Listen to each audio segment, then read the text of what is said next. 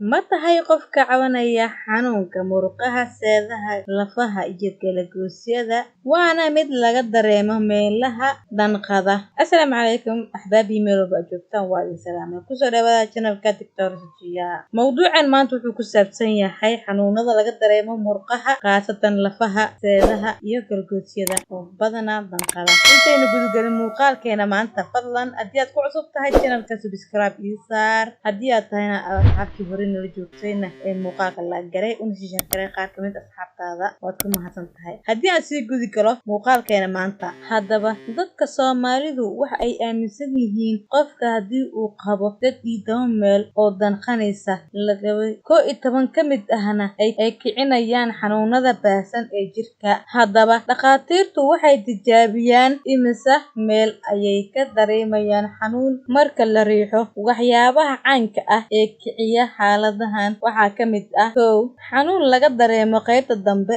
ee madaxa. 2. Qaybta kore ee garbaha. 3. Qaybta kore ee xabadka. 4. Miskaha. 5. Jilbaha. 6. Suxullada. Dhakhaatiirta waxa ay fiiriyaan in aad dareentay xanuunkan guud in ka badan 3 bilood adoon xaaladaada kale caafimaadkaaga aanan qabin. Maxaa sababa?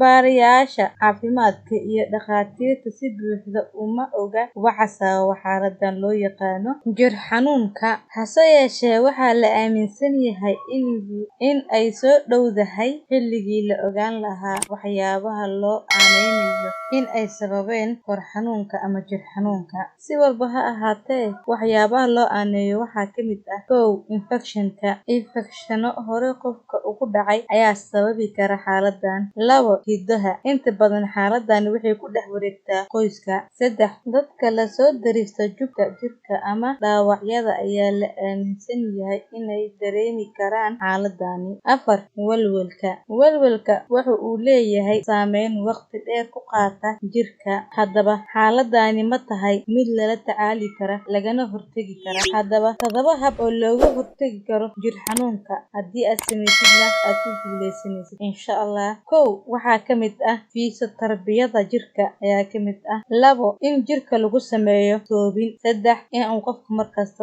uu dheelo yoogada. 4. Qofku mar walba inuu jimicsado, qoraxdana isku diiriyo. 6. Hurdo ku filan qofka inuu qaado. 7. Duuginta inuu sameeyo. 8. Cunno isku dheelitiran inuu isticmaalo. Haddaba ku dadaal talooyinkan aan ku soo siiyay. Waad ku mahadsan tahay daawashada muuqaalkani. Fadlan muuqaalka la garay una sii share qaar ka mid ah asxaabtaada.